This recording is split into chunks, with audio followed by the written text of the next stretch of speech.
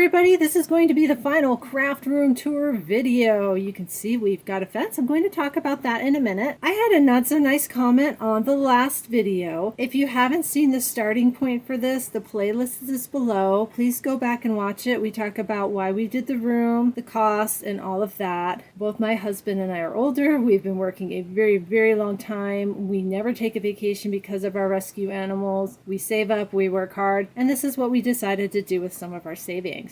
So let's go ahead and start our tour. This is our fencing solution. We went ahead and ordered some dog fencing. It works really well. The little things in between the panels go right into the ground. This is nice and secure. That works. We've got the nice bird area. When it's cooler, there's going to be a little table and chair set here and an umbrella. I think it's 112 today, so we don't have that out. It's really hot. One of my original thoughts was to make a walking pathway right here. This kind of goes out to the street so that if I get to the point where I can teach classes, which honestly probably is not going to happen for a while because of the dogs, but it would be really cost prohibitive, and it's a little bit of a hike. It kind of goes up as it gets towards the street. We've got our bird feeders. As you're sewing, you can look at the bird feeders. Artificial turf here, and now it's fenced. So when it's cooler, the doggies can come out here, have a little tinkle break. There's the tree. Here's the nice gate with the quail on it. I did show that in the last video. Let's go ahead and go into the room. This is like screaming hot because this is metal.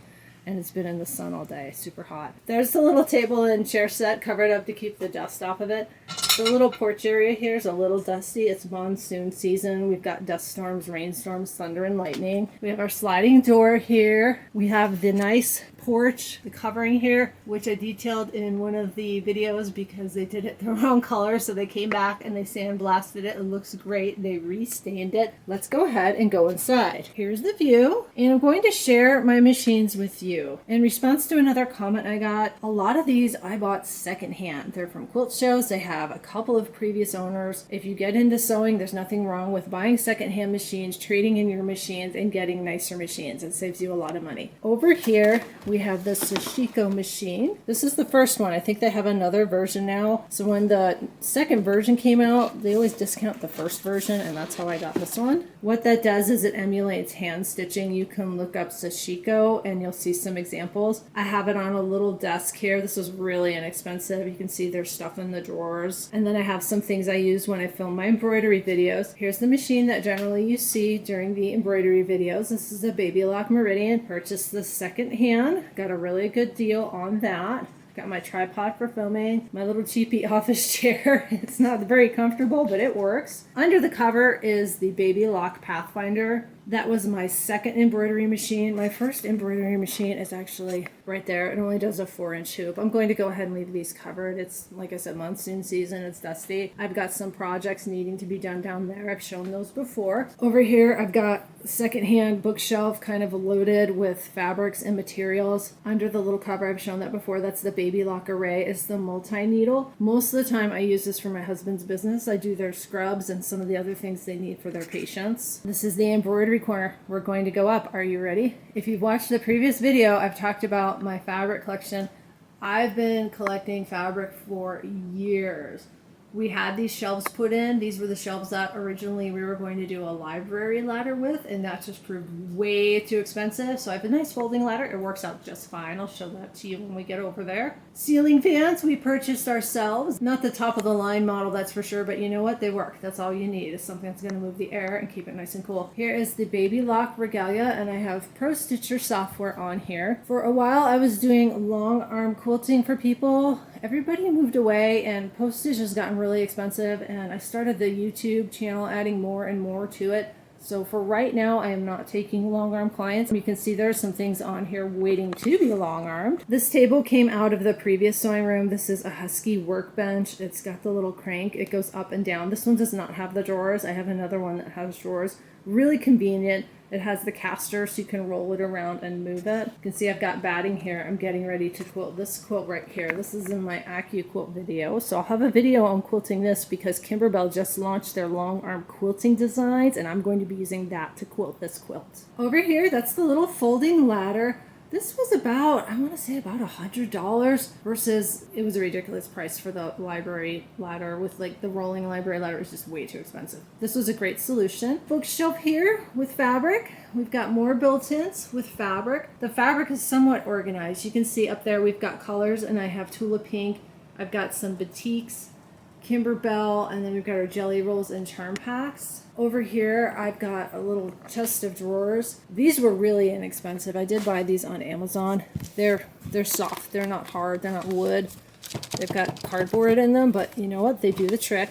Everything is labeled with a label tape. I'll link that below for you. It peels on and off things. You can use it to label cords, whatever. It sticks pretty well, and then you don't have to worry about it harming your furniture. Just some random things. Over here is another sewing machine. This is a 128. I actually haven't used it yet. This was a great find on Craigslist. That's another place to look for sewing machines. This was the first fabric cart I ever got when I first started sewing. It's full. It's got lots of stuff in it. But everything's organized. I've got my post-it notes on it, so I know what's in the drawers. Let's go ahead and go to the left. This is going to look messy because I'm working on things right now. We've got another chest of drawers with things. I've got some stabilizer, templates, project robe, all sorts of stuff in there. Things that I'm working on. And then we've got the sewing machines over here. This is the Singer 66. It's covered because it's dusty. Got my thread, the little wall hanging I made. That is a Wendy Shepherd quilt pattern. I think it's called Scissors and Spools or Spools and Scissors. You can easily find that. We'll go ahead and go down the row. If you've been watching any of the Socialites videos, I keep mentioning having things sitting on top of the featherweight. Well, there you go. So that's what's going on and why I haven't used the featherweight for the videos. Over here is the Juki. This is a Juki TL 2020 PE Platinum Edition. It's the same thing as the blue and white one. I think it's called a 2010. You can see you've got your nice view out here. So there's the view. There's the bird feeders over there. In this corner, we have the Baby Lock Ballad. This is another machine. It wasn't secondhand, but it was on sale at a really good price. Before I started doing YouTube, if you haven't watched any of my videos before, I worked as a full-time pharmacist. I worked a lot, and because of our animals, we never went anywhere, and I invested in my machines. I knew one day I would have time to use them, and I'm really glad I did. So if you're working hard right now and you're stocking up on fabric and sewing machines, not a bad thing. Over here's a Juki QVP. I bought this after a quilt show. If there's ever a quilt show near you, a lot of times they do demos and they have classes, and at the end they try to sell the machines and you get a really, really good discount. So watch out for that. This is a project, Clear Blue Tiles. It's on my channel. That is the perfectly pieced little bird block. Over here is the ironing board, the Sippin' on Sunshine quilt, which I just finished. Let's go and turn around the other way. Here's my serger. This was another thing that I watched and waited and waited and waited to go on sale. If you're not in a hurry for a machine, but there's something you like, watch for used machines, watch for sales. It's a great way to save money. I have a lot of AccuQuilt dies. I've been collecting these for years. I'm also now an AccuQuilt go-getter. I'll put information about that below. Over here is another old bookshelf that I've used for fabric storage and quilt patterns. I've got lots of patterns down here in binders. Down here we have my AccuQuilt cutters. There's the Go Big, the electric, and the Go hand crank is behind it. It's covered up. More dies. This is my little ironing station with things that I use for ironing. We've got another bookshelf here with the AccuQuilt cubes and dies. And here is the cutting area and the I need to get it done area. You can see what I'm working on right now and some more AccuQuilt dies. Today is July 25th, 2026. So I'm working on the latest Socialites block that just came out. It's this one, it's number 22. I have a little bit more fabric to cut and then I can start working on that. Kimberbell sent me this very nice magnetic pin bowl with my next set of projects. Really nice of them to send that to me. I've got rulers here. This table is another one of those Husky tables. This one has the drawers. So if you can find this, local hardware stores carry this. Wait for it to go on sale. If you've got room for it, great buy. So we've got everything in the drawers and then my nice ruler rack right there. Tripod slid off to the side. That usually sits here, points down. That's where I do that filming. I invested in 2 tripods. It makes it easier than having to carry them back and forth and keep like setting one up like this and then needing to move it and change it so it stands up like that one. Working on, this is the Quilted Farm Girl. I have that pulled. I need to cut that fabric. And all the other projects that I've mentioned working on lately. Everything is here. I know where everything is. And when things get finished, they come off the table and the next projects get lined up.